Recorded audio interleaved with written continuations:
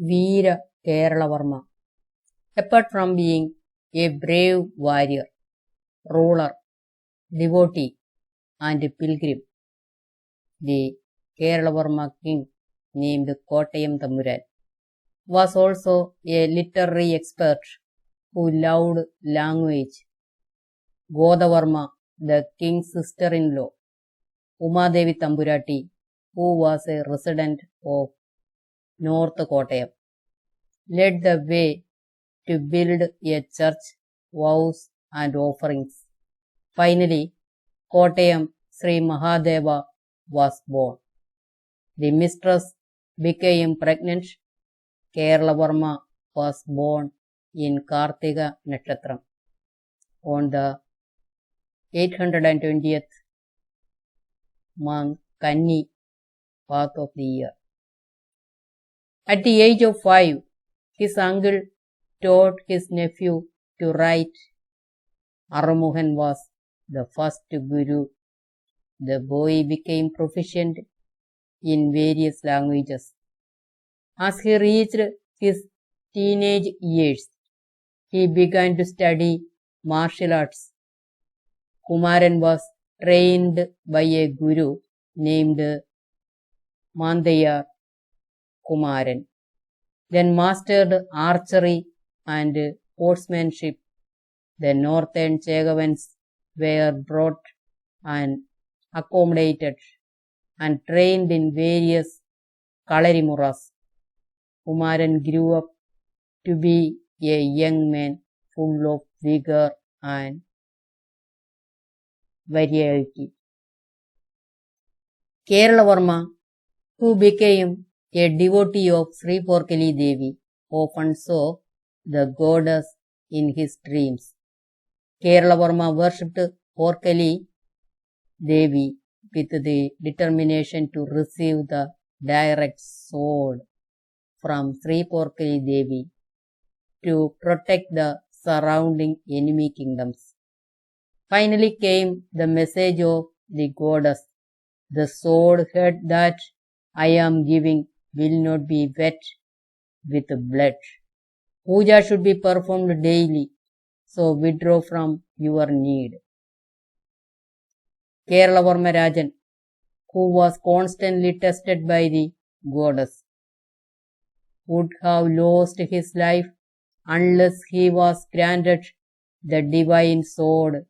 Sri Porkali Devi gave the sword to that warrior who followed the people with steadfast devotion without wavering from his decision.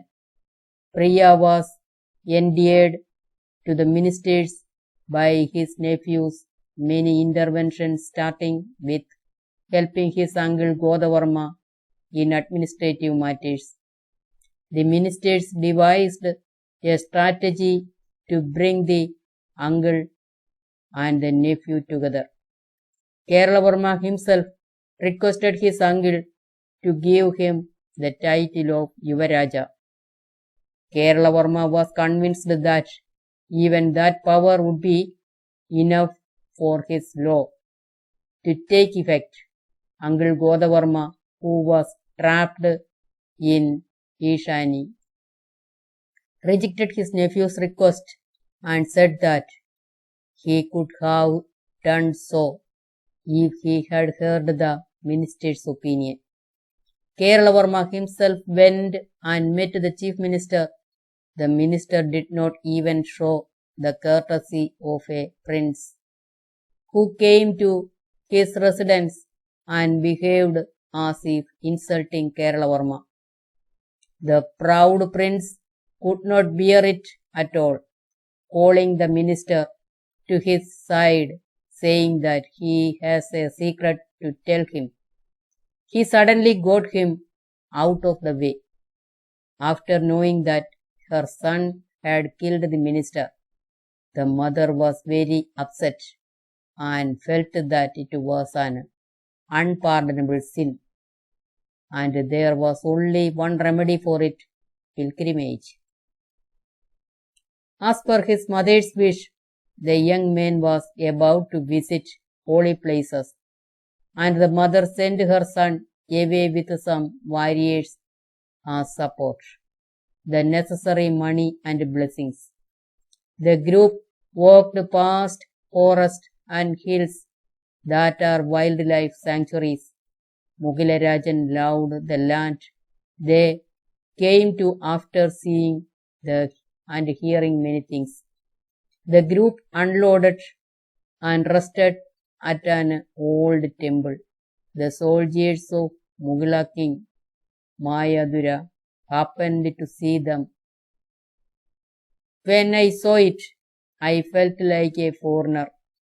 The soldiers suspected that they were spies of the enemy country. They questioned. The group said that they were coastal travelers who stayed there on their way to Chola land. Soldiers that information. Chennai informed King Mayadura about the young man with Muhasri among the descriptions of the Sangha. Thinking of something, Kilajan came out with a bang and came to the group. Mughalarajan, who saw Yuva Komalan, Tom Varnish, though in his mind belonging to his daughter. Mughalarajan cordially invited the group to the palace. When they came to know that a prince had come as a guest in the palace, the queen and the princess Tanapati Bibi had a dream. If it was my husband, the group was treated with respect and feasted. Udayaraja hesitated but told Keralavarma his heart's desire. It was also informed that the people of the country can be given a dowry. Tanapati Bibi's sister and cousin had already established a love for the prince. So the prince agreed 100 times. The message was sent back home and negotiations progressed. As per the advice that everything will be auspicious. The Mangalyam of the Keralavarma and Mughal Rajaput Tanapati Bibi was duly held. But Varajan Chadaga, who had been eyeing Mughal Rajaputri in the past, and Muduku, the Telugu native, left with a vengeance. Mughalan panicked when he heard that the two kings were coming together to attack. The brave Keralavarma pacified Mughalarajan. He said that no matter how powerful the enemies are, he will face them. Keralavarma led the army of King Mayadura. Keralavarma, who fought bravely, defeated all his enemies with the sword given by goddess Sri Varkaleshwari. All the wealth of those kings was accumulated in the palace of Mayadura Raja. Mughalarajan thought that everything was the wealth of his daughter. Tanapati Bibi, some of the kingdoms came together and conspired to kill Kalavati.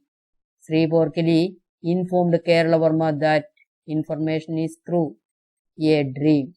The goddess immediately ordered the dead body to be left behind and taken to the native land. Thampuran, who thought that it was not good to displease the goddess Porkali, did not disturb from his wife Tanapati, who was not known to King Mayaduga, and left the palace without anyone knowing it, along with his followers who were with him as his countrymen. They left by boat through Chingalatara. The money and the pile of gold he brought were displayed before his mother. Mayudra's wife, waking up and missing her husband in bed, ran around the palace.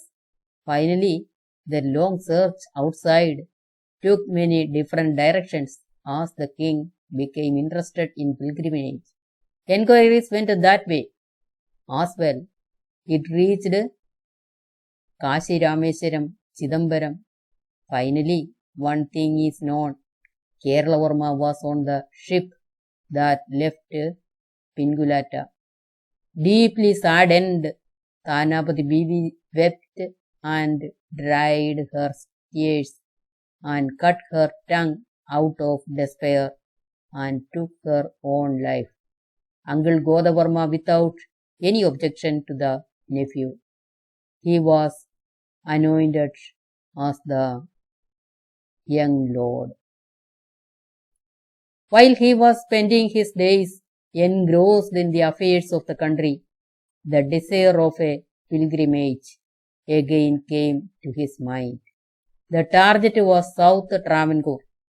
All the preparations are done and blessed by mother. He bought and set out with his followers, visit Varkala and hear about Ashwati, Tirunal Umayamma Rani in Attingal Palace.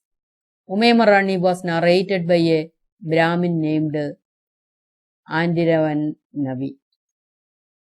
On hearing this, Keralavarma felt that Rani was also a goddess. He went to Attingal Palace. Keralavarma summed up his life. He informed that the nephew of Godavarma of Chiravahiland and Ilamura Thampuran of that place, and the story of his rescue of Mugila land from his enemies, and now come to see Venad.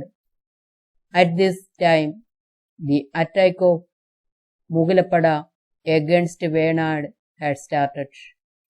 Umayamma Rani, with the help of Keralavarma, defeated the elders. Convinced of Keralavarma's brave leadership, Queen Umayamma saw in Keralavarma an able ruler for his kingdom without a young king. Rani informed him of her wish. Keralavarma gratefully accepted the honor. Keralavarma's Yuvaraja Abhishekam was a huge success. Under Umayamma Rani's weak rule, ministers exercised their powers arbitrarily with the arrival of Keralavarma. They were questioned. The ministers' action got in the way. They came together to plot against the young king. Keralavarma saw this and started the progress of tying them together. Anandan Pilla and Udayan Pilla received the death sentence, and the cabinet was reorganized to include loyalties. The ministers of state held a grudge against the killing of the ministers. That act caused Umayamma Rani's displeasure. The queen behaved with Keralavarma without showing any of the conspirators intent. The mistress saw, ear and smuggled the entire wealth of Keralavarma Venad to Kottayam. Soon the treasury will be empty. The queen said nothing for or against that. He should be removed from the throne. Porkali warned Keralavarma through a dream of a great calamity to come as the ashes of enmity began to smolder follower of Keralavarma. He showed his face to Ilarni, who lived with Iyengar in Valiya Koikal, Thiruvananthapuram. After lunch and dinner, he did not relent, even though he had informed them that their conversation had ended. Finally, the queen advised Godavarma to keep them and go to Veerakeralavarma palace to sleep. After keeping the sword given to him by the goddess Sriporkali in Veerakeralavarma palace, he put only a dagger in his waist and went to a Veerakeralavarma. The conspirational ministers who had come down the Kottayam stairs were also standing there smelling the matter. Varma's followers were on the other side. Pandarathil Kurupu, the leader of the 16 conspirators, presented certain grievances to the Lord. The leader demanded to find the solution for them. They awakened that those who were close to the Lord were causing them suffering in many ways. Keralavarma assured me that after investigating everything, immediate action will be taken. It is not enough. They insisted that there should be a command now. They also held out the paper to write orders. The Lord brought the necklace and the nail and began to look at the Pandaram King. His sword is not at his waist. Kurup gripped his fence and looked at the master's chest and stabbed him. Kurup asked if you cheated and came back saying that cheating is not destiny. Vanayan Patani, one of Varma's followers, came running and fought with 16 ministers. Patani was also shot dead by a minister named Chundalipillai. He was buried in the churchyard. That was the year Cancer 21, age was 50. Although Veerakeralavarma moved away. His hurt connection with Venad, his struggles and his administrative services, linguistics and eternity, indelible para enthroned in the heart of the people. They are that Keralavarma first came as a pilgrim to save Venad from Mugalapada. He got to know Umayamma Rani and heeded Rani's request and confronted Mugalapada under the leadership of Mutha Sardar. The Mughal Sena launched an attack on Venad by encamping at a place called Manakad. When there was an attack against the enemy army outside the Orka of Venad Pata, their cavalry had to retreat to Thovala without holding on. Keralavarma followed them and attacked. Keralavarma killed the commander of Mugalapada at Thiruvattat. The followers also joined Venatpada, Venad's youngest son. He then became interested in literary works and translated Valmiki Ramayanam and composed many other works. These include Banayudha, Padalayamana, Vairagyamana, then Chandradimam, Mokshayudka, Karana, Moksha Siddhi, Praganam, and Bhishmopadesham. During the months like Karkadagam, when the lower caste people were given freedom, the immoral practices known as Pulappedi and Mannapedi, which the upper caste had to face, were banned. Keralavarma issued the order. Such progressive activities also made him proud. At a critical juncture, Veerakeralavarma, who came as a guest to Venad, was tricked into killing him by writing a chapter on the sin that cannot be washed away, done by the enemies. How an incident arose as the reason for the composition through Keralavarma's poem, Adi Keshavavati. Umadevi Rani stayed in Nedumangat Palace for fear of enemies. At that time, Mugalapada crossed Aruvamozhi and attacked. Many temples were destroyed. Mugalapada Karam Pirivu also started in Venad, which had become a landless land due to the efforts of the Pillai in 8 houses. The time when Keralavarma was went to rescue Venad at the request of the king. While standing in a stable at the Tiruvadar Adikeshava temple, a divine form flashed in front of him in the form of a horse, taking that vision as a divine blessing to face the enemy forces. He fought valiantly. The local armed faced the Mugalapada with stones and slings. The wasps that mingled in the group surrounded and attacked the enemies. Mugula Senangam fell dead. Adikeshavavati was dedicated to God as a sign of gratitude for his blessings along with the histories of the valiant men of Venad.